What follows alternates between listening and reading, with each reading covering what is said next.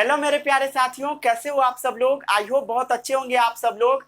आज मैं क्लास 9 का chapter number 3 atom and molecules का लेक्चर नंबर 3 लेकर आया हूं।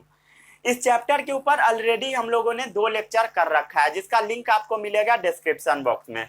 अगर नहीं देखे हैं तो उसको जाकर पहले देख लीजिए। पिछले वीडियो में लाइट चला गया था, इसके वजह से वीडियो मुझे रोकना पड़ा था और पूरा टॉपिक नहीं करा पाया था, जो टॉपिक लेक्चर नंबर 2 में कराना था। तो मैं आज उस टॉपिक को ले लूंगा, जो जो टॉपिक छूट गया था वो सब। आज हम आपको सबसे पहले बताएंगे एटॉमिक मास के बारे में। क्या होता है एटॉमिक मास, उसके बारे में हम आपको बताएंगे। इसमें सबको बहुत ज्यादा कंफ्यूजन होता है, इसका डेफिनेशन में सबको दिक्कत होता है, तो मैं आपको समझाने का पूरा कोशिश करूंगा। उसके बाद आज हम आपको पढ़ाएंगे रिलेटिव एटॉमिक मास। क्या होता है रिलेटिव एटॉमिक मास, ठीक है। कार्बन से कंपेयर हम लोग कराते हैं, ठीक है। क्या होता है उसके बारे में वीडियो में बताएंगे, अभी नहीं बताऊंगा, ठीक है। मॉलिक्यूल्स क्या होता है उसके बारे में बताएंगे। उसके बाद हम आपको आज बताएंगे आयंस क्या होता है।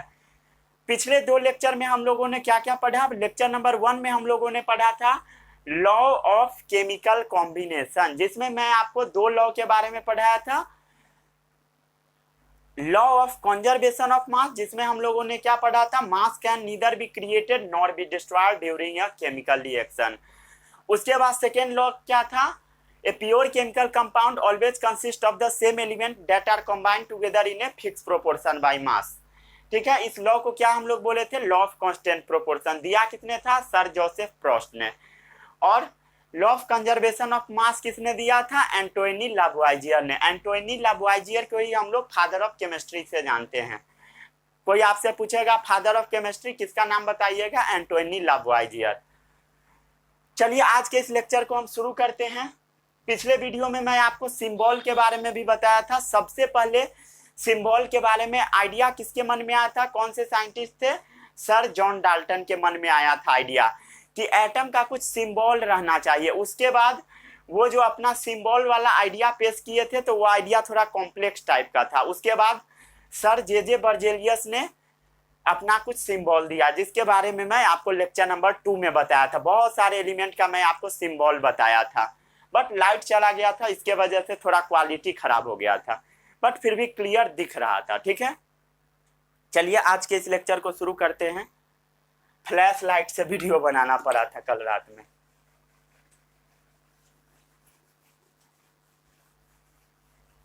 चलिए आगे बढ़ते हैं,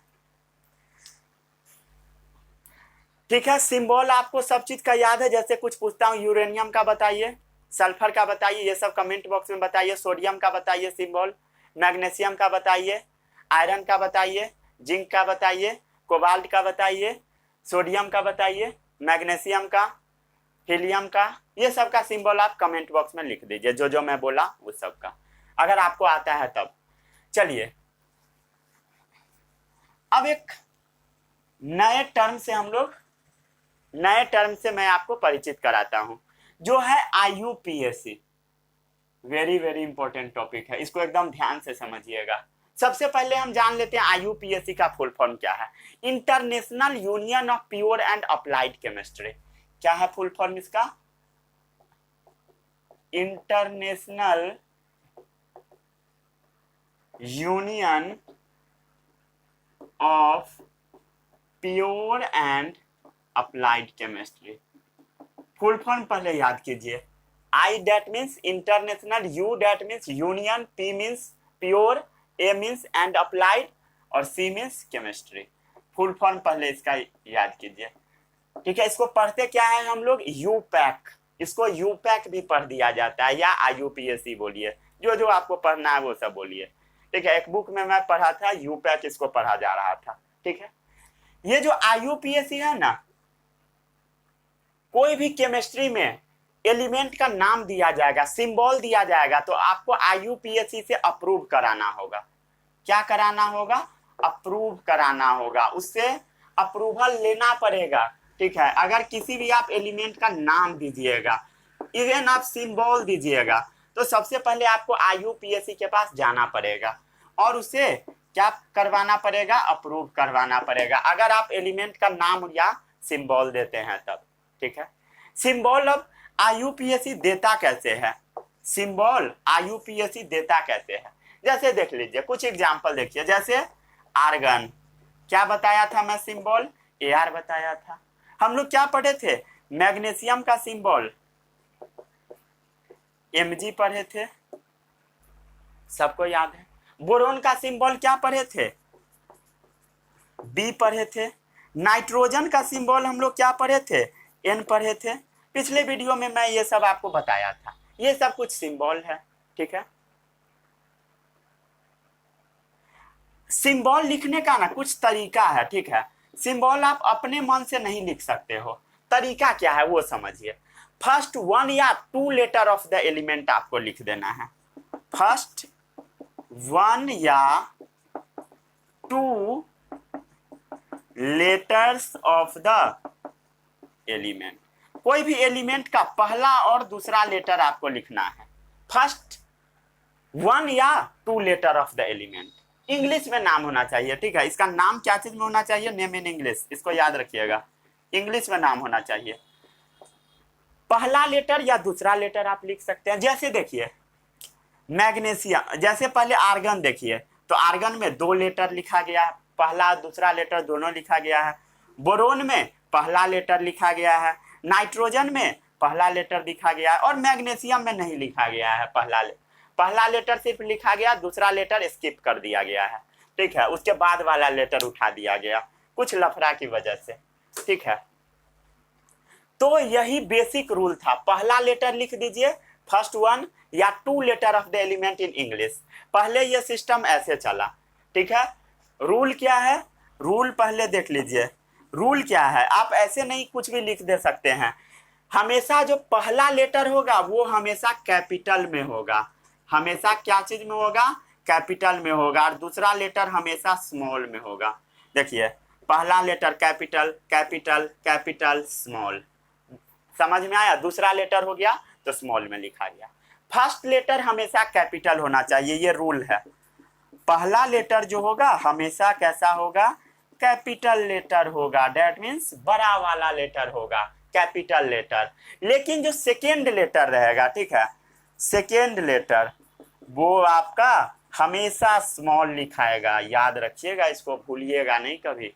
जैसे एग्जाम्पल देख लीजिए, क्लोरीन आप ले लीजिए, क्लोरीन, ठीक है, सी बड़ा लेटर, एल छोटा लेटर, क्लोरीन हो गया। जिंक ले लीजिए, यहां भी कुछ एग्जाम्पल में बताया था, कैपिटल स्मॉल दूसरा लेटर। तो इसको गोला नहीं कीजिएगा, ठीक है, आप लोग डायरेक्ट लिख लीजिए, गंदा नहीं करना है। क्लोरीन मान लिए, मैग्नीशियम मान लिए, जिंक मान लिए, आयरन मान लिए, कॉपर मान लिए, गोल्ड मान लिए, सिल्वर मान लिए, ठीक है, सिल्वर गोल्ड, समझ में आ गया। रूल क्या था पता लगा। चलिए ये कुछ रूल था, और भी कुछ रूल के आधार पर नेमिंग किया जाने लगा। देखते हैं आपको दिख रहा है ना प्रॉपर, एक मिनट रुक जाइए, हाँ दिख रहा है, एयू सिर्फ थोड़ा सा गायब है, ठीक है। तो अब देखिए क्या क्या रूल था, और भी कुछ रूल था। किसी किसी एलिमेंट का नाम लैटिन नेम से उठाया गया, लैटिन लैंग्वेज से। जैसे इंग्लिश में यहाँ पर लिखा रहा है तो किसी का नाम लैटिन से, किसी का नाम जर्मन से उठा लिया गया, जर्मन नेम, किसी का नाम ग्रीक से उठाया गया। अब देखिए जर्मन, ग्रीन, लैटिन, थोड़ा बहुत इस सब के बारे में आपको आइडिया होना चाहिए, ठीक है, थोड़ा बहुत आइडिया बस होना चाहिए। चलिए सब दिख रहा है एकदम अच्छे से, ठीक है, थोड़ा बहुत आइडिया होना चाहिए। जैसे आप सोडियम, सोडियम का सिंबल सबको पता है क्या होता है, Na। सोडियम का सिंबल क्या है, Na है। सोडियम एक लैटिन नेम नेट्रियम से आया है, सोडियम लैटिन लैंग्वेज का शब्द है, नेट्रियम उससे आया, ठीक है, नेट्रियम से सोडियम बना, ठीक है। कोबाल्ट, कोबाल्ट एक वर्ड है, कौन सा वर्ड, कोबाल्ट, क्या वर्ड है, कोबाल्ट। कोबाल्ट से कोबाल्ट आया, क्या आया, CO। कोबाल्ट कहां से आया, कोबाल्ट से। ये ना लैटिन नहीं है, ये जर्मन है, कैसा है, जर्मन। थोड़ा बहुत आपको आइडिया होना चाहिए, ये इसके दोनों के बारे में याद कर लीजिएगा, ठीक है। ये भी इंपॉर्टेंट है, ये भी इंपॉर्टेंट है। कहाँ का वर्ड है ये भी थोड़ा सा याद कर लीजिएगा। जैसे पोटेशियम आया कैल्शियम से, पोटेशियम का सिंबल होता है के, सबको याद होगा ये सब। आया कहाँ से? कैलियम से आया। किस वर्ड से आया? कैलियम से आया। कैलियम भी एक लैटिन भाषा का शब्द है। किस भाषा का है? लैटिन भाषा का शब्द है। इसको भी मन होगा तो याद कर लीजिएगा। जैसे आयरन भी लैटिन भाषा का शब्द है। आयरन लैटिन भाषा का शब्द है। जैसे आप गोल्ड ले लीजिएगा AU, ये भी आपका लैटिन भाषा का शब्द है। ये कैसा शब्द है? लैटिन लैंग्वेज का, ये भी लैटिन का है। ठीक है। आयरन शब्द आया कहां से? तो आयरन शब्द आया फेरम से। क्या चीज से आया? फेरम। ठीक है। जैसे गोल्ड आया आपका औरम से, याद रखिएगा गोल्ड क्या चीज से आया? औरम से आया। क्लोरीन क्लोरस से आया, ये एक ग्रीक वर्ड है। 4-5 में ऐसे ही आपको बता दिया।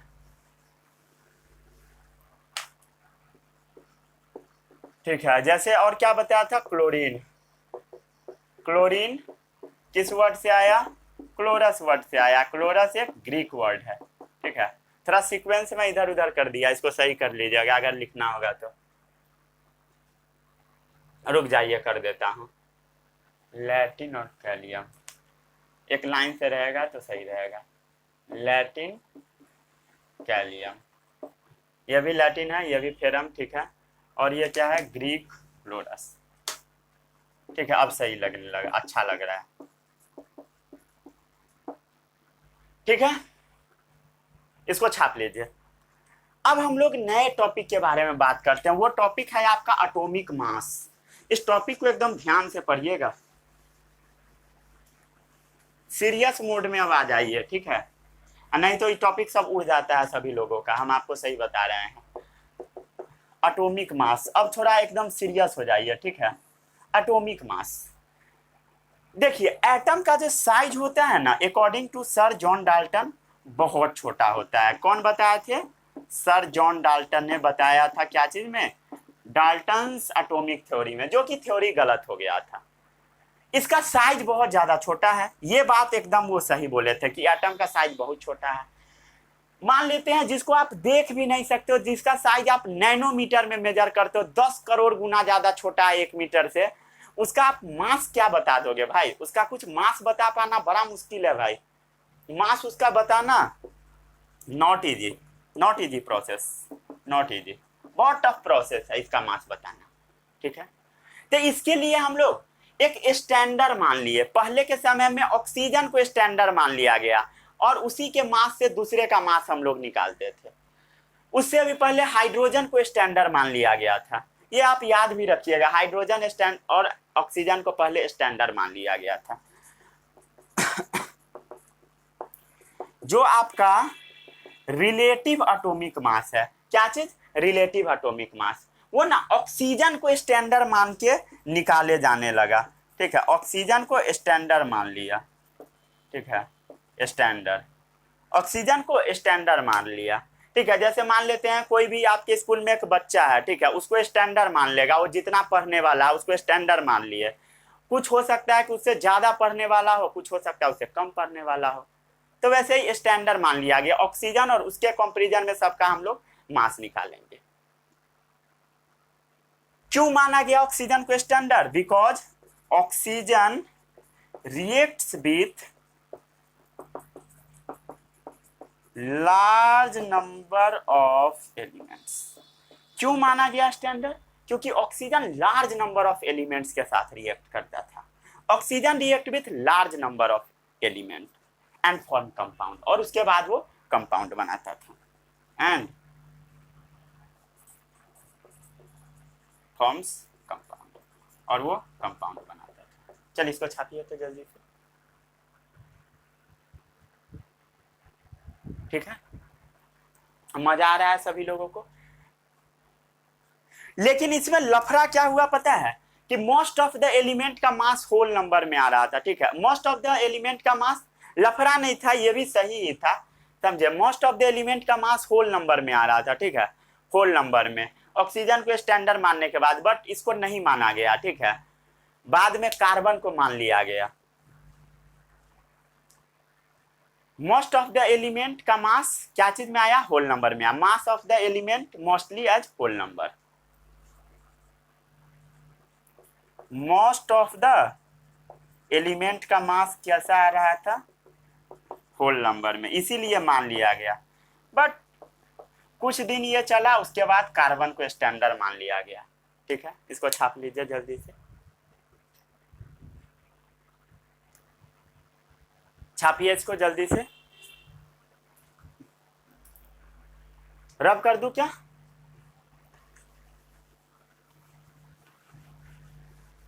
इतना समझ में आया? पहले ऑक्सीजन को स्टैंडर्ड मानने हम लोग मानने लगे, ऑक्सीजन को, उससे भी पहले हाइड्रोजन को भी माना गया था स्टैंडर्ड, बट इस सब को अभी नहीं माना गया स्टैंडर्ड। ठीक है, अभी माना जाता है कार्बन को। इस सब के बारे में आपको पढ़ना भी नहीं है, नॉट इन योर सिलेबस, ये सब आपके सिलेबस में नहीं है। ठीक है, ऑक्सीजन के बारे में 1961 ईस्वी में, 1961 में कार्बन, एक मिनट रुक जाइए,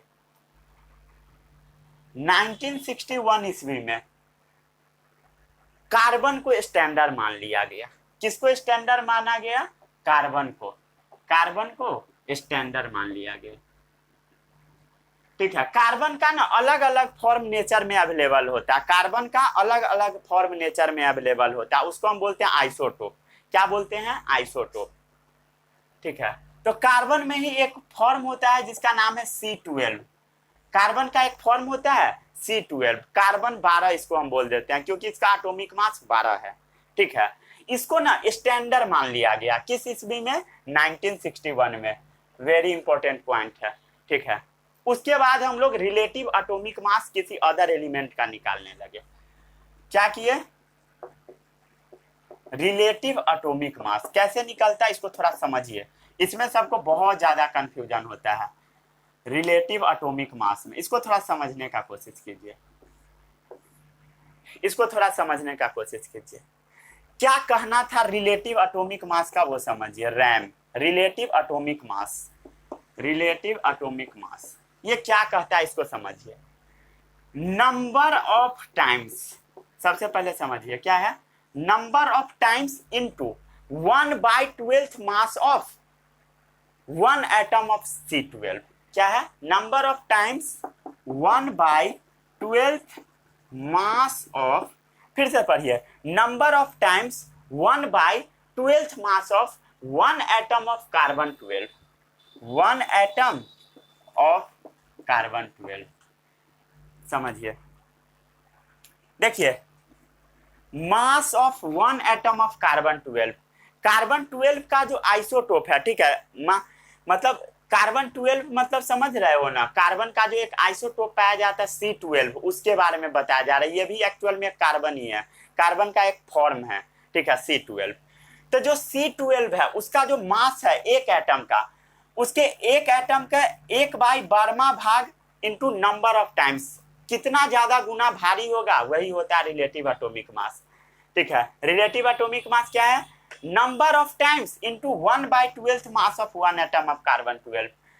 कितना ज्यादा गुना भारी कोई एलिमेंट है 1/12वां भाग ऑफ कार्बन 12, कितना ज्यादा गुना भारी है, यही डेफिनेशन आपके बुक में लिखा रहता है। क्या लिखा रहता है? Number of time a given atom is heavier than, लिख दो क्या, number of times a given atom is heavier than 1/12 of mass of 1 atom of C12, 1/12 of mass of mass of 1 atom, 1 atom of C12। ठीक है, carbon 12 के 12वें भाग से कितना ज्यादा गुना कोई बड़ा उसका मास है, वही हो गया रिलेटिव एटॉमिक मास। क्या है? इसको फिर से पढ़िए, relative atomic mass, number of times into 1/12 mass of 1 atom of C12। Carbon 12 के, कार्बन 12 जो है उसके 12वां भाग से कितना ज्यादा गुना बड़ा है। अगर नहीं समझ में आ रहा है तो अब भी याद कर लो भाई, याद ही कर लो, रट लो, रट लो। ठीक है, number of times a given atom is heavier than 1/12 of mass of 1 atom of C12। इसको याद ही कर लो, अगर नहीं समझ में जो चीज आता है उसको सीधा सीधा रट जाओ, बहाना नहीं बनाना है कि समझ में नहीं आया, ये हो गया, उड़ गया, वो सब नहीं, याद कर लीजिए। अगर नहीं आया तो, अब भी नहीं आया तो याद कर लीजिए। मैं कई बार बताने का कोशिश किया, फिर से बताता हूँ, रुक जाइए। लिख लिए थे ना नीचे वाला? नहीं लिखे थे तो पीछे जाकर लिख लीजिए, फिर से मैं बताता हूँ, रुक जाइए। ये बोर्ड हिल तो नहीं रहा ना? नहीं, फिक्स कर दिया। चलिए थोड़ा आप सब फिर से इसको समझने का कोशिश कीजिए। इसको समझने के लिए आप सबसे पहले ये समझ लीजिए, फिर से वही चीज बताता हूँ, एटॉमिक मास यूनिट। इसको शॉर्ट में ना हम लोग AMU भी बोल देते हैं। क्या बोलते हैं? AMU। AMU क्या है? वही, ये जो डेफिनेशन है वही है, mass unit equal to, mass unit equal to exactly, mass unit कितना के इक्वल होना चाहिए? Exactly 1/12 of the mass of one atom of C12। Mass unit exact, mass unit equal to exactly कितना? 1/12 of mass of C12 isotope. ठीक है, carbon 12 के 12वें भाग से कितना ज्यादा गुना बड़ा? 1/12 of mass of C12 isotope, one atom of C12 isotope. ठीक है, समझ में आ गया सभी लोगों को? कितना ज्यादा गुना बड़ा है, जैसे एग्जाम्पल से समझिए कितना ज्यादा गुना बड़ा है। ये जो अभी आप AMU पढ़ रहे हो ना, ये पुराने समय में, अर्लियर समय का बात है। AMU हम लोग पुराने समय में बात करते थे, लेकिन अभी के समय में IUPAC आ गया। बट लेटेस्ट में क्या आ चुका है? यूपैक आ चुका है, IUPAC। इसका कहना है कि AMU न लिखकर U लिखो, सिर्फ क्या लिखो? U का मतलब होता है यूनिफाइड मास। क्या होता है U का मतलब? यूनिफाइड मास। चलिए थोड़ा अब हम लोग इसको समझने का कोशिश करते हैं, इस डेफिनेशन को।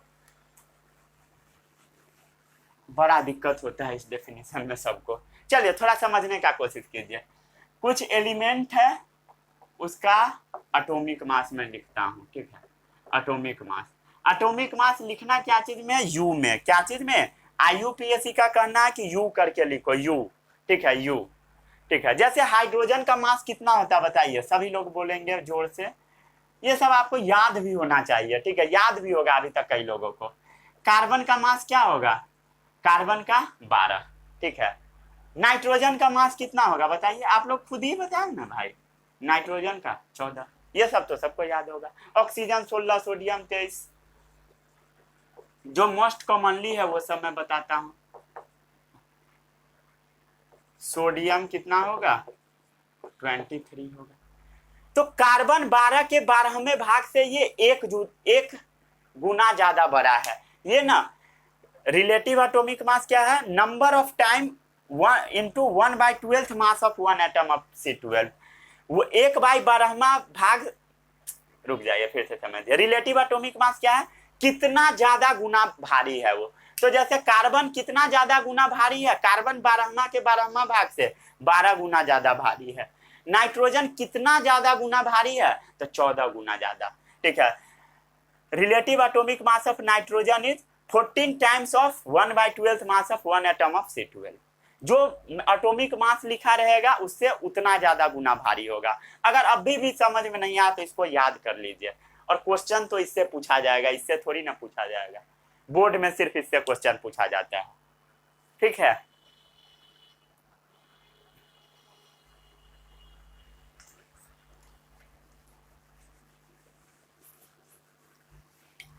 चलिए और भी कुछ लिखिएगा क्या? मैग्नीशियम का लिख लीजिए। मैग्नीशियम का कितना होगा? 24 होगा। ठीक है, मैग्नीशियम 24। सल्फर का कितना होगा? जो मोस्ट कॉमनली है वो मैं बस बताता हूँ, सबका नहीं लिखवाऊंगा। ठीक है, सल्फर 16 दूनी। ठीक है, जैसे क्लोरीन का भी लिख सकते हैं आप। क्लोरीन 35.5 होता है, 35.5 क्यों होता है वो भी हम आपको बताएंगे। ठीक है, कैल्शियम का लिख सकते हैं आप, 40 होता है।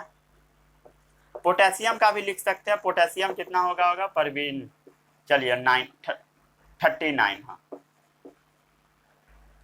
ठीक है, इसको अभी आप ऐसे ही एज इट इज याद कर लीजिए, ठीक है, एज इट इज याद कर लीजिए, इसका कोई शॉर्टकट नहीं लगाइएगा, ठीक है। और भी याद कर सकते हैं, फास्फोरस, फास्फोरस बताया नहीं बताया,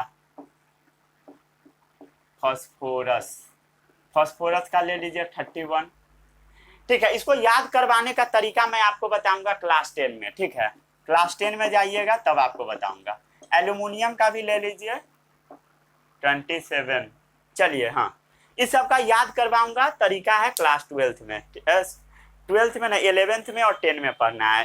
10 का लास्ट चैप्टर पीरियोडिक में पढ़िएगा और 11th में भी पीरियोडिक में बताया जाएगा, ठीक है। चलिए आगे बढ़े।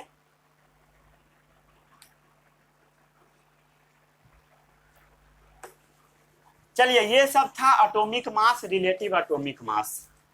अब एक नया टॉपिक के ओर हम लोग मूव करते हैं, वो है मॉलिक्यूल। चलिए, मॉलिक्यूल के लिए सबसे पहले अब हम पढ़ने के लिए कुछ बेस तैयार कर लेते हैं, ठीक है, बेस तैयार करना भी जरूरी होता है। सबसे पहले थोड़ा सा हम लोग बेस तैयार कर लेते हैं सबसे पहले, ठीक है। देखिए, बहुत सारा ऐसा एलिमेंट है ना जिसका एटम एकदम इंडिपेंडेंट एग्जिस्ट नहीं कर पाता। Atom of the most of the element are not able to exist independently.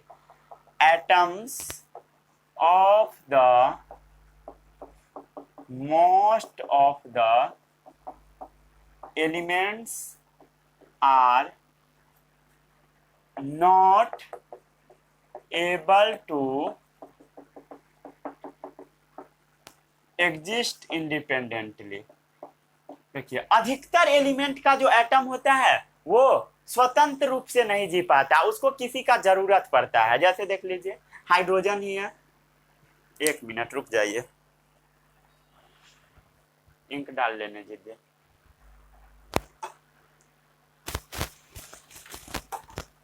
तब तक आप लोग डांस करो।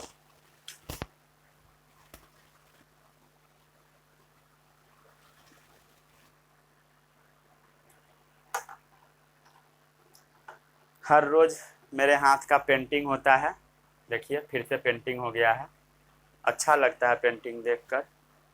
रुक जाइए, कहीं उल्टा लग गया होगा, ये नहीं सही है, थोड़ा और ज़्यादा पेंटिंग हो गया।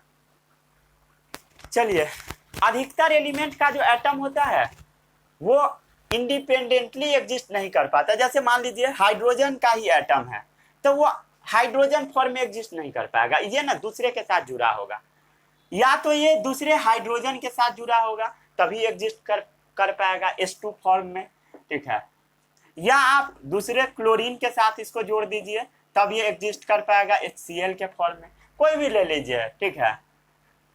ये सबका यही दशा है कि सबको किसी किसी के साथ जुड़ना पड़ता है तभी वो एग्जिस्ट कर पाता है। नेचर में इसी फॉर्म में एग्जिस्ट करता है, ये सब नेचर में एग्जिस्ट करता है, किसी के साथ जुड़कर ही, ऐसे अकेला नहीं कर पाता।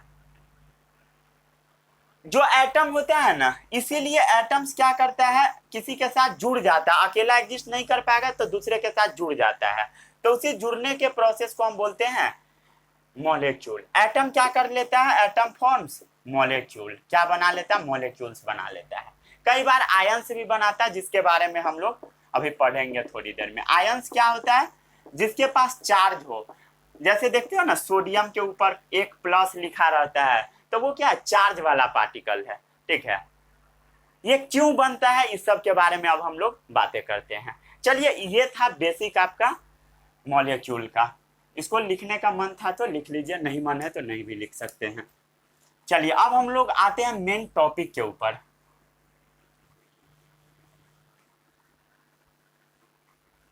अब हेडिंग डालिए कॉपी में आप लोग, मॉलिक्यूल।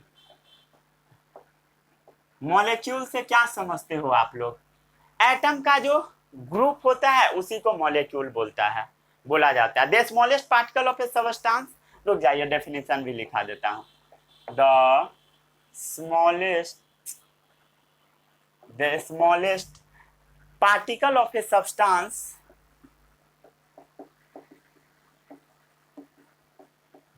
यह है आपके बुक वाला डेफिनेशन। बुक वाला पहले डेफिनेशन लिखवा देता हूं, उसके बाद मैं आपको समझा दूंगा, ठीक है। Which is the smallest particle of a substance which is capable of independent existence, जो कि इंडिपेंडेंट एग्जिस्टेंस करेगा, इंडिपेंडेंट एग्जिस्टेंस, ठीक है, is known as molecule, is known as molecule, is known as molecule, ठीक है। मॉलिक्यूल क्या है समझिए, the smallest particle of a substance, कोई भी सबस्टांस का जो सबसे छोटा पार्टिकल होगा, which is capable of independent existence, जो कि एकदम इंडिपेंडेंटली स्वतंत्र रूप से जी पाएगा, उसी को हम मॉलिक्यूल बोलते हैं, ठीक है। या सिंपली आप कह सकते हैं तो molecule is a group of 2 या मोर एटम, या कह दीजिए molecules is a group of 2 या मोर देन 2 एटम भी हो सकता है, मोर देन 2 एटम्स भी हो सकता है। चलिए इसको समझने का कोशिश कीजिए। ये जो आपका मॉलिक्यूल्स होता है ना, यहां से क्लियर होगा, जो आपका मॉलिक्यूल्स होता है ये 2 टाइप का होता है। कितने टाइप का? 2 टाइप का। सबसे पहला होता है एलिमेंट, दूसरा होता है कंपाउंड। एलिमेंट होता है पहला और दूसरा होता है कंपाउंड। सबसे पहले हम बात कर लेते हैं किसके बारे में? एलिमेंट के बारे में। Molecules of an element, molecules of an element के बारे में बात कर लेते हैं, ठीक है। जिसमें सेम टाइप ऑफ एटम हो, क्या हो? सेम टाइप ऑफ एटम्स, उसी को बोला जाता है मॉलिक्यूल्स ऑफ एलिमेंट, जिसमें सेम टाइप ऑफ एटम हो। जैसे एग्जांपल ले लीजिए, ऑक्सीजन। ऑक्सीजन में क्या है? सेम टाइप ऑफ एटम है, सेम टाइप ऑफ एटम। क्या चीज का एटम है सेम टाइप का? Oxygen atom, same type of oxygen atom. जैसे देख लीजिए O3 लेते हैं, O3 क्या होता है? ओजोन, ठीक है। इसमें भी क्या है आपका? ओजोन में क्या है? Same type of oxygen atom है, सेम टाइप, 3 है लेकिन है सेम ही टाइप का है, ठीक है। जैसे नोबेल गैस का भी किसी किसी बुक में दे दिया होता है, देना नहीं चाहिए बट दे देता है, तो मैं भी लिख देता हूं। नोबेल गैस में भी सेम टाइप का रहेगा। नोबेल गैस हालांकि किसी के साथ मिलता नहीं है, मिलता भी है कभी कभी, जैसे आर्गन, नियन, ये सब कभी कभी मिल भी जाता है। इसके बारे में आपको पढ़ना है 11th-12th में, ठीक है। इनऑर्गेनिक में पढ़िएगा इसका रिएक्शन सब, ठीक है। Same type of atoms, oxygen same type के साथ मिल गया, ओजोन भी मिल गया, नोबेल गैस, ये सब जनरली नॉन रिएक्टिव होता है, किसी के साथ रिएक्ट नहीं करता है, नॉन रिएक्टिव। बट इसका भी एक्सेप्शन होता है बहुत जगहों पर, ठीक है। आपको मैं थोड़ा सा कह दिया ऐसे ही, ठीक है। इसको छापिए तो जल्दी से, चलिए इसको नोट कीजिए।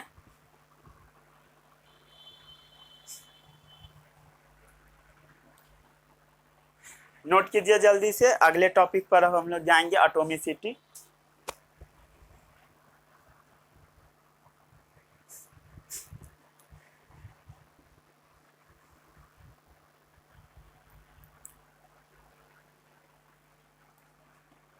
कर लिए नोट?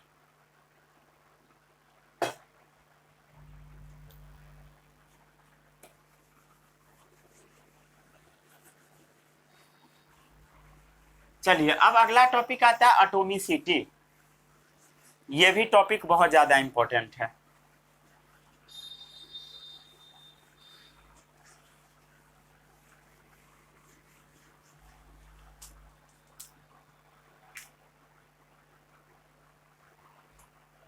हेडिंग डालिए कॉपी में, एटॉमिसिटी। एटॉमिसिटी क्या होता है? एटॉमिसिटी, कोई भी जो मॉलिक्यूल्स होगा उसमें बहुत सारा एटम होगा, मॉलिक्यूल्स में बहुत सारा एटम होगा, किसी किसी में एक एटम भी होता है। मॉलिक्यूल्स में कितना नंबर ऑफ एटम है वही उसका एटॉमिसिटी है, ठीक है। जितना नंबर ऑफ एटम उस मॉलिक्यूल में है उसको हम बोलते हैं उसका एटॉमिसिटी।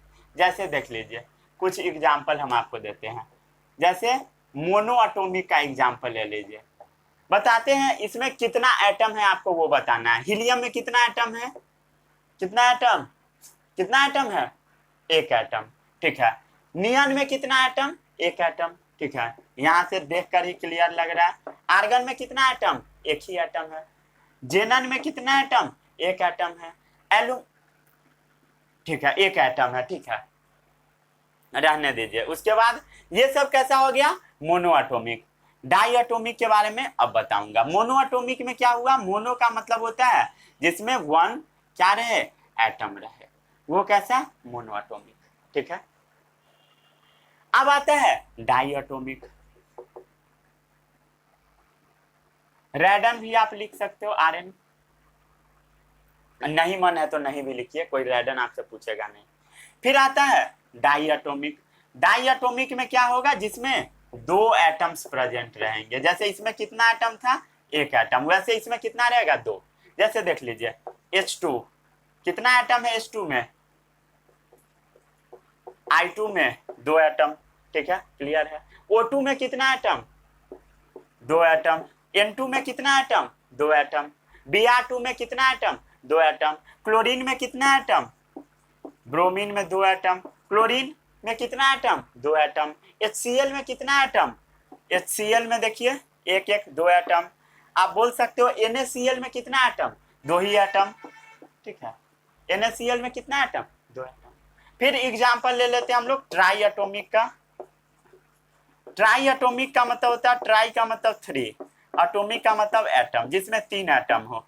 इसका एग्जांपल ले लीजिए ओजोन, O3 सबसे बेस्ट एग्जांपल है। CO2 आप लिख सकते हैं, CO2 कार्बन एक एटम, दो ऑक्सीजन एटम। आप H2O ले सकते हो, तीन एटम बन गया। फिर आता है टेट्रा एटॉमिक। टेट्रा का मतलब हमेशा होता है फोर, एटॉमिक का मतलब एटम, जो चार एटम से मिलकर बना है, टेट्रा एटॉमिक। जैसे आपका सबसे बेस्ट एग्जांपल है फास्फोरस, ठीक है, ये H2O2 भी लिख सकते हैं, H2O2, ठीक है, H2O नहीं, H2O2, ये क्या होता है आपको आगे हम पढ़ाएंगे, ठीक है। फिर आता है पॉली एटॉमिक। इसके बारे में अगर अभी हम आपको बता देंगे तो आप कंफ्यूज हो जाइएगा, बाद में बताएंगे। पॉली एटॉमिक क्या होता है, जिसमें ना चार से ज्यादा हो, किससे ज्यादा, more than four atoms present रहे। जैसे देख लीजिए एग्जांपल ले लीजिए, सबसे बेस्ट एग्जांपल बुक में रहता है सल्फर का एसिड, CH4, मीथेन ले लीजिए, ये सब क्या चार एटम से ज्यादा है। चलिए आगे बढ़ते हैं। अब इसमें क्या समझ में आया, मॉलिक्यूल ऑफ एलिमेंट में क्या था, सेम टाइप ऑफ एटम से बना। अब बात करते हैं अब हम लोग मॉलिक्यूल ऑफ कंपाउंड के बारे में।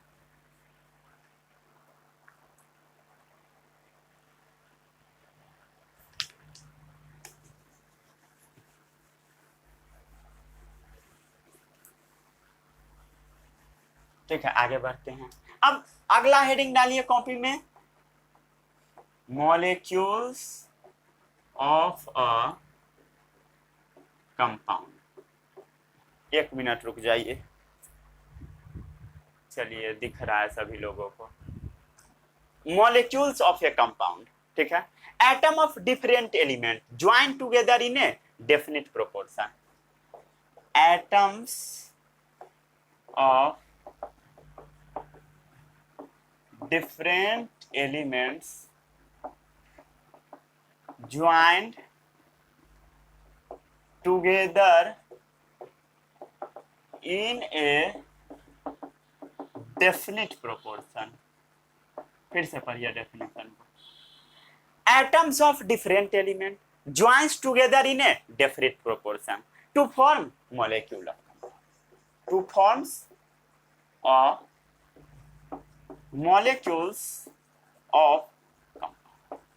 उसके बाद वो क्या बनाएगा, मॉलिक्यूल्स ऑफ कंपाउंड बनाएगा। जैसे एग्जांपल से आपको समझ में आएगा, H2O, H2O का मास आपको याद करवाया था मैं थोड़ी देर पहले, कितना होगा, H का कितना होगा, हाइड्रोजन का 1, दो हाइड्रोजन है तो 1 × 2, ठीक है। अब इसका रेशियो निकालिए, रेशियो ऑक्सीजन का मास 16, काटिए 8 टाइम में कटेगा, क्या आया, 1:8 का रेशियो होगा। ये मैं आपको पहले भी बताया था।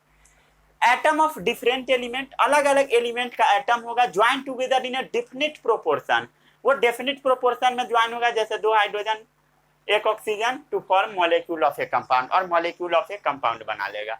और 1:8 का उसका रेशियो रहेगा, मास का रेशियो। चलिए कुछ एलिमेंट का हम मास बाय रेशियो निकालते हैं। पिछले वीडियो में हम आपको ये सब नहीं पढ़ाए थे, इससे पहले अभी पढ़ाने का कोशिश करते हैं। ठीक है, चलिए एक साइड हेडिंग डालिए कंपाउंड डालिए, एक साइड हेडिंग डालिए ratio by mass, ratio by mass. चलिए सबसे पहला कंपाउंड ले लीजिए, मोस्ट कॉमनली वाटर ले लेते हैं। चलिए हाइड्रोजन का मास बताइए क्या होगा, कॉपी से देखकर बताइए। हाइड्रोजन का मास क्या होगा, 1U होगा।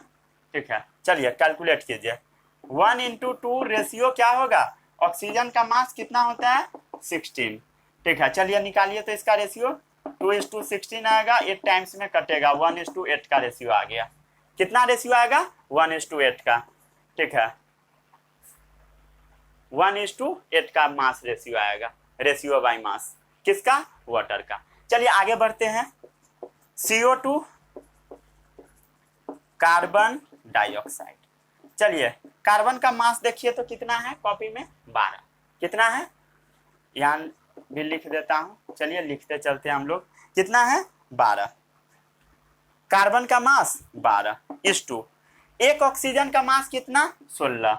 2 ऑक्सीजन का × 2, 16 × 2, 12:16 × 2। चलिए इसको कट करते हैं, कैसे कटेगा, 8 टाइम्स में 8 2 जा 16, 1:2 का रेशियो आएगा।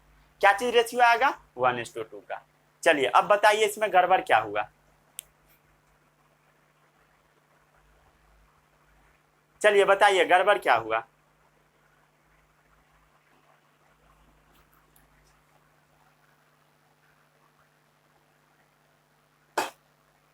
एकदम सही है। ठीक है,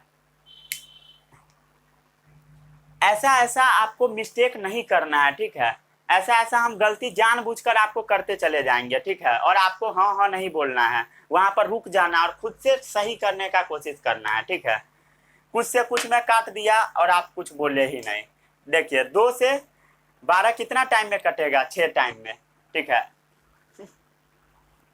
और सब छाप भी लिया होगा, अभी कितना सारा स्टूडेंट होगा कि छाप लिया होगा। ठीक है, तो ऐसा भी छपोरी नहीं बनना है। ठीक है, 6 3 और 8 कितना का रेशियो आएगा, 3:8 का। जब मैं कोचिंग में पढ़ाता हूँ, अभी भी पढ़ा रहा हूँ, तो वहां पर सब ऐसा ही करता, जानबूझकर मैं गलती कर देता, सब आराम से छापते हुए चले जाता, किसी को कुछ मतलब नहीं है। छापने के बाद सबका मैं कटवा देता था, उसके बाद सब अंदर अंदर गाली भी देता होगा। ठीक है, चलिए आगे बढ़ते हैं। H2S, इसको हम पढ़ते हैं हाइड्रोजन सल्फाइड। क्या पढ़ते हैं, हाइड्रोजन सल्फाइड। ये रोटेन एग जैसा महकता है, सड़ा हुआ अंडा जैसा, हाइड्रोजन सल्फाइड। इसका रेशियो निकालिए, 1:2 बराबर 32। ठीक है, 1:2 = 32। क्या कट के आएगा बताइए, सल्फर का लिख देता हूं यहाँ पर 32। क्या आएगा रेशियो, 1:16। क्लियर है। चलिए आगे बढ़ते हैं, ऊपर भी लिखते हैं।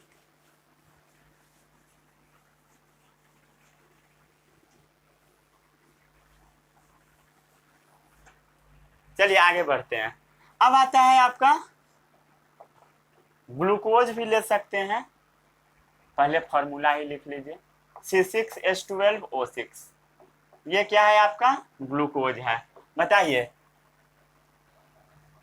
इसका रेशियो बाय मास बताइए आप, रेशियो बाय मास क्या होगा, रेशियो बाय मास। क्लियर है, कार्बन का 12, 6 कार्बन × 6 1 × 12 ठीक है, ऑक्सीजन का कितना, 16 × 6, ऑक्सीजन 16। चलिए ये सब आपको याद रहना चाहिए। दिख रहा है ना, हाँ सही है, ऊपर का नहीं कट रहा है। चलिए अब इसको कट कीजिए, तीनों सेम से कटना चाहिए, ऐसा नहीं कि कुछ से कुछ काट दीजिएगा। ठीक है, जैसे देख लीजिए तीनों में 6 कॉमन है, तीनों में 6 कॉमन है। चलिए 6 से 2 टाइम्स मरेगा, 6 से 6 मरा, क्या आएगा रेशियो, और भी कटेगा, 6 2 जा 12, 1 गया और 8, 6:1:8। ठीक है, क्या रेशियो आएगा, 6:1:8। ध्यान से बनाइएगा, ठीक है, मैं गलत करूंगा तो बोलिएगा। जैसे अमोनिया,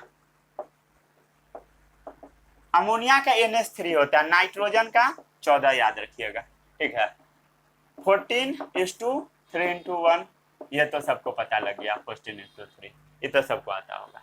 जैसे नेक्स्ट एग्जाम्पल है आपका H2SO4, खुद से बनाइए। सल्फ्यूरिक एसिड, सल्फ्यूरिक एसिड बनाइए, तो खुद से बनाइए जल्दी से। सल्फर का वेट पता है सबको, 32 लिखा ही हुआ तो है। ठीक है, चलिए हो गया, 1:2, ठीक है, 32। समझ में आया सभी लोगों को? चलिए मारिए इससे, 16 times 8 time, 1:16:2।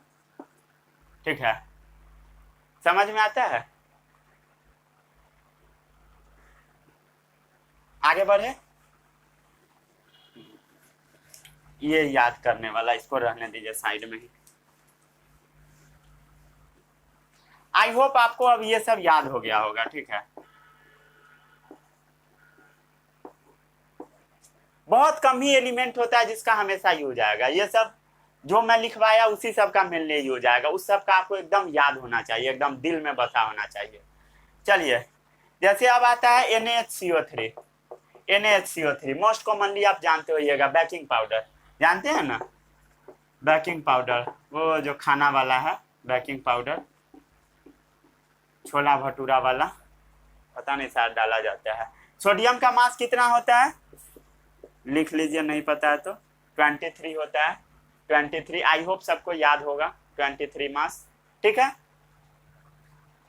Sodium 23, hydrogen 1, carbon 12, oxygen 16 3 जा 48। क्लियर है? क्लियर है या नहीं? चलिए अब आता है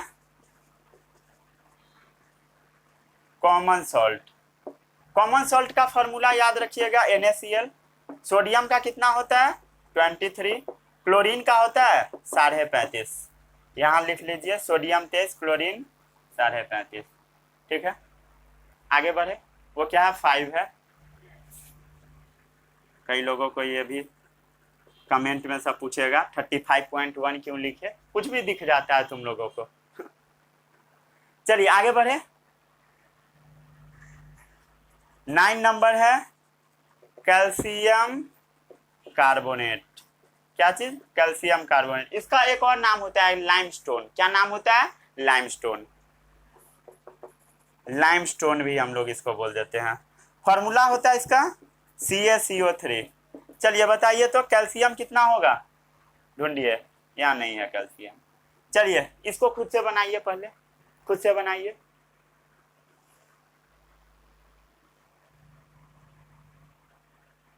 कैल्शियम बताया था या नहीं बताया था? नहीं बताया था तो लिख लीजिए 40।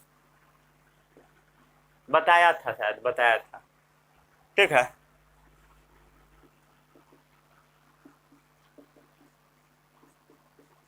क्लियर है? चलिए 20 6 8 और काटिए, 3 4 10, क्या रेशियो आएगा, 10:3:4। क्या रेशियो आएगा, 10:3:4। समझ में आ गया सभी लोगों को? Very good. चलिए अब मैं नहीं बताऊंगा गलती उलती, ठीक है, गधा से सुधरने वाला नहीं है ये सब। छाप लिए, टेबल उबल आता है, 4 3 जा 12 होगा। ठीक है, गलत लिखता हूं तो उसको गलत नहीं लिख लीजिएगा, थोड़ा बुद्धि लगा लीजिएगा। ठीक है,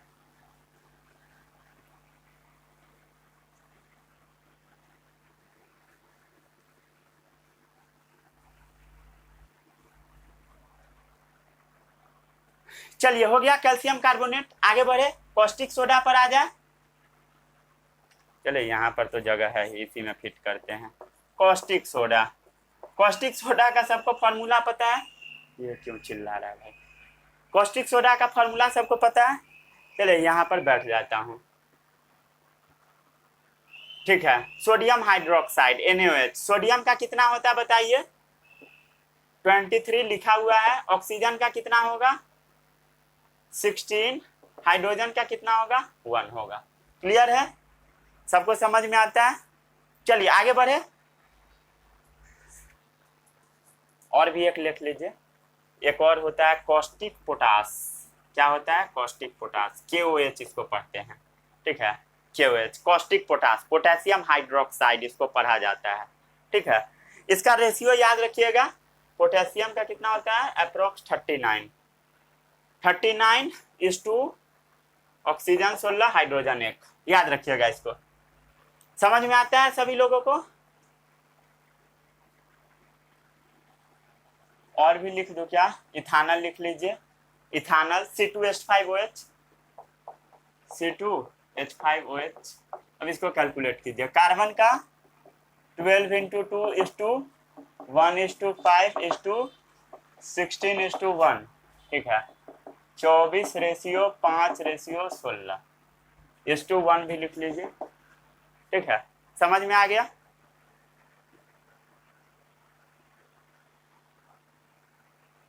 समझ में आ गया?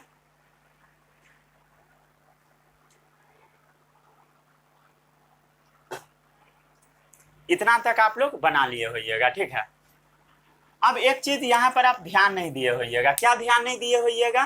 कि यहाँ हाइड्रोजन हाइड्रोजन रिपीट हो गया। हाइड्रोजन हाइड्रोजन रिपीट हो गया, तो आप ऐसे लिखेंगे ना तो गलत हो जाएगा। यहाँ पर हाइड्रोजन में ही इस हाइड्रोजन को भी जोड़ दीजिए। मतलब 5 में आपको क्या करना पड़ेगा? 1 को ऐड कर देना पड़ेगा। रेशियो क्या आएगा? 24:6:16। क्या रेशियो आएगा? 24:6:16। और इसको काट कर छोटा भी कर सकते हैं। ठीक है, इसीलिए मैं ये क्वेश्चन दे दिया था।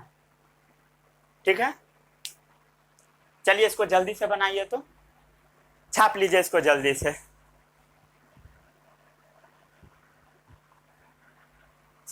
और दो क्या?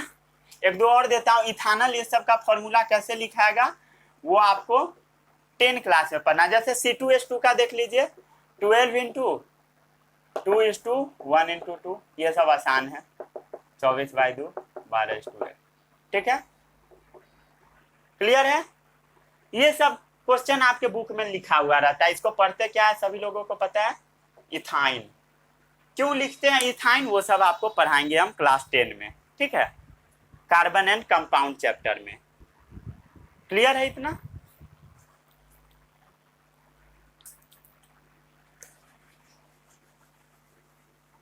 आगे बढ़ते हैं।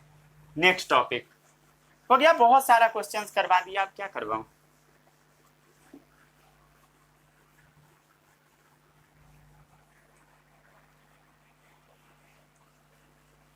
अप्रॉक्स क्वेश्चन तो हो ही चुका है, अब बहुत कम बचा। अब जो आपके बुक में दिया होगा वो सब बना लीजिएगा। जो जो बच गया होगा वो सब, बहुत कम ही बचा होगा। अप्रॉक्स तो मैं करा ही दिया। चलिए एक और हेडिंग डालिए, prediction of number of atom from mass ratio. ठीक है, prediction of number of atoms from mass ratio. किसी भी कंपाउंड का अगर आपको मास रेशियो दे दिया गया होगा, ठीक है, और उसका आपको फॉर्मूला नहीं पता है, मास का रेशियो दे देगा और ये पता रहेगा कि कंपाउंड के अंदर ये चीज प्रेजेंट है, तो आप उसका फॉर्मूला निकाल लोगे। जैसे आपको क्या क्या पता है वो देख लीजिए। अमोनिया में नाइट्रोजन और हाइड्रोजन रहता है, ये आपको पता है। ठीक है, 14:3 के रेशियो में क्या क्या पता है? अमोनिया में नाइट्रोजन और हाइड्रोजन होता है। और इसका आपको अब फॉर्मूला पता करना है। क्या पता करना है? फॉर्मूला। यही है क्वेश्चन। फॉर्मूला को आपको फाइंड आउट करना है। क्या होगा formula? Prediction the number of atom. Sodium का कितना नंबर होगा और हाइड्रोजन का कितना नंबर होगा? Prediction number of atom from mass ratio. Mass का रेशियो आपको दे रखा है। ठीक है, सबसे पहले आपको क्या क्या दे रखा है वो देख लीजिए। एलिमेंट क्या क्या है? नाइट्रोजन है और हाइड्रोजन है। ठीक है, और आपको क्या दे रखा है? मास रेशियो दे रखा है। क्या चीज का रेशियो? Mass ratio. ठीक है, क्या दे रखा है? 14:3, नाइट्रोजन 14, हाइड्रोजन 3, मास रेशियो दे रखा है। ठीक है, और एक चीज आपको पता होगा, एटॉमिक मास आपको पता है क्या होता है? एटॉमिक मास नाइट्रोजन का आपको पता होगा क्या होगा? 14 होगा और हाइड्रोजन का 1 है। ठीक है, तो आप सिंपली इसमें क्या कीजिए ना, इसका रेशियो आप निकाल लीजिए। ठीक है, आप क्या कीजिए, इसका रेशियो निकाल लीजिए। ठीक है, मान लेते हैं मास रेशियो को आप x मान लिए। ठीक है, ठीक है, मास रेशियो को आप x मान लीजिए, एटॉमिक मास को मान लेते हैं y। ठीक है, तो आपको क्या करना है, इसका रेशियो निकालना है। इसका जो मास का रेशियो है बाई एटॉमिक मास कर देना है। करना क्या है? x by y, mass ratio by atomic mass. तो क्या आएगा? 14/14, 14/14 क्या आएगा? 1। ठीक है, और 3:1 क्या आएगा? 3/1 क्या आएगा? 3 क्या आएगा? 3, x/1। तो इसका जो सबसे सिंपल रेशियो होगा वो बाद में लिखिएगा, सिंपलेस्ट रेशियो। तो ये दोनों सिंपल फॉर्म में ही है, 1 और 3 सिंपल फॉर्म में ही है। जैसे 2/6 रहता तो 1/3 हो जाता। ठीक है, तो वो सिंपल फॉर्म में ही अवेलेबल है, सिंपलेस्ट रेशियो है। तो इसका जो फॉर्मूला होगा क्या होगा? यहां से फॉर्मूला निकलेगा कि नाइट्रोजन कितना होगा? 1 होगा, हाइड्रोजन कितना होगा? 3 होगा। यही फॉर्मूला आएगा। मास रेशियो से आप मतलब फॉर्मूला पता कर सकते हो। जैसे इसका फॉर्मूला क्या होगा? NH3, ammonia. ठीक है, अमोनिया में नाइट्रोजन और हाइड्रोजन का रेशियो होगा 14:3। ठीक है, चलिए आगे बढ़ते हैं। नेक्स्ट टॉपिक है आपका आयंस। ठीक है,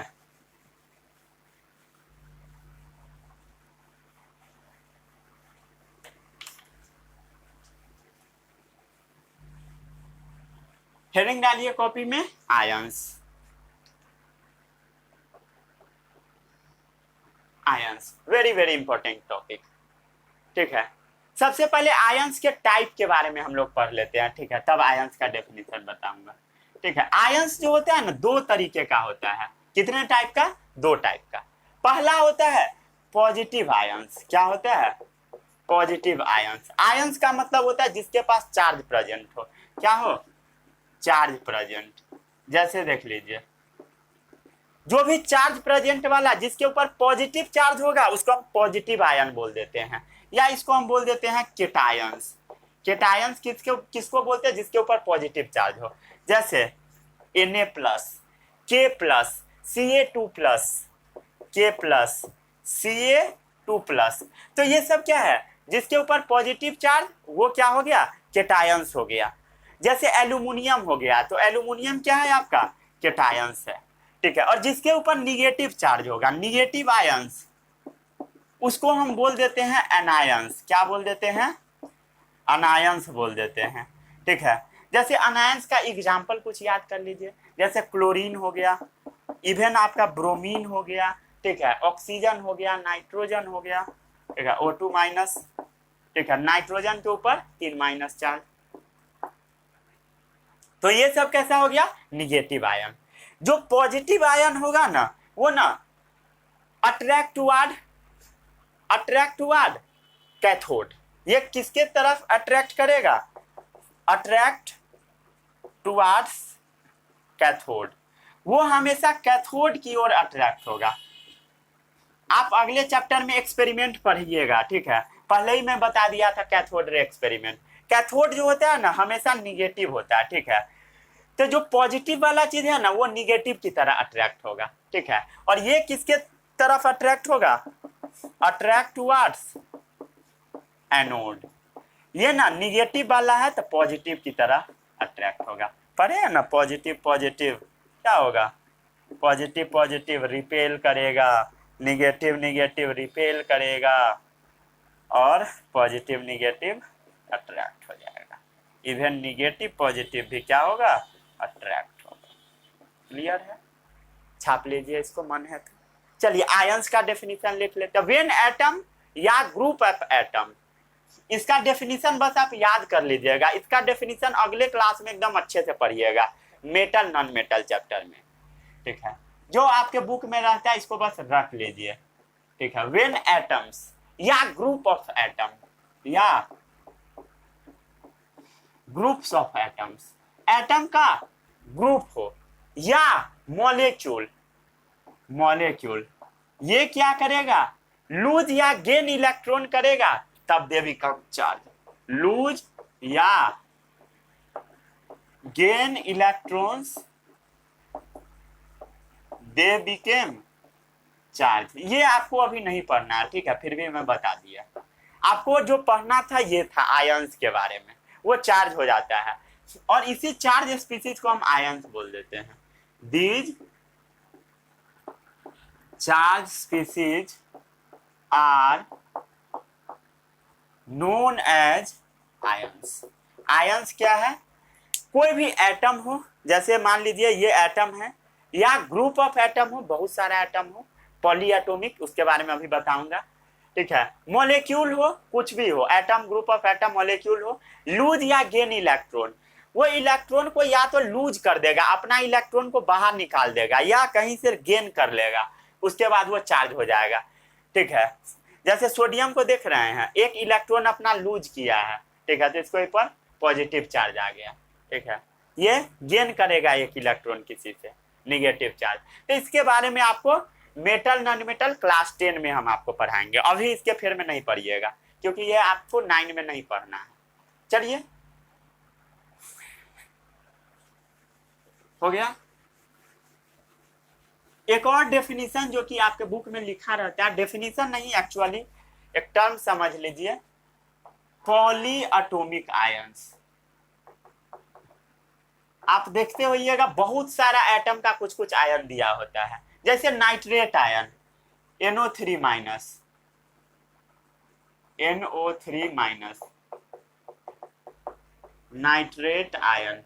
आप देख रहे हैं इसमें एटम मॉलिक्यूल नहीं है, ऐसा नहीं है, ठीक है, इसमें दो गो आ गया, नाइट्रोजन ऑक्सीजन, दोनों के ऊपर चार्ज है, ठीक है, ऑक्सीजन मतलब ये दोनों के ऊपर चार्ज है, ठीक है, नाइट्रेट आयन, ठीक है। जैसे carbonate ion CO3 2 minus, carbonate ions, ये सब ना आपका पॉली एटॉमिक है, कैसा है, poly atomic. Sulphate ion SO4 2 minus, कैसा है ये, सल्फेट आयन। सल्फेट आयंस कैसा है आपका, पॉली एटॉमिक है। एक group of atom carrying a charge, वही है पॉली एटॉमिक।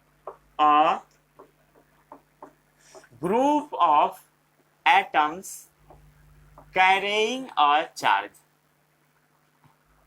देखिए ध्यान से देखिए, ग्रुप ऑफ एटम है, दो एटम का ग्रुप है जो कि चार्ज को कैरी कर रहा है, and behave like one entity, ठीक है, एंड आपके बुक में ऐसा ही लिखा मिलेगा, बिहेव्स लाइक वन एंटिटी, और वो एक एंटिटी के समान बिहेव करेगा। जैसे पूरा CO3 के ऊपर 2 माइनस चार्ज है, SO4 के ऊपर 2 माइनस चार्ज है, ठीक है, एक एंटिटी के समान बिहेव करने लगा, and behave like one entity is known as polyatomic, ठीक है, इज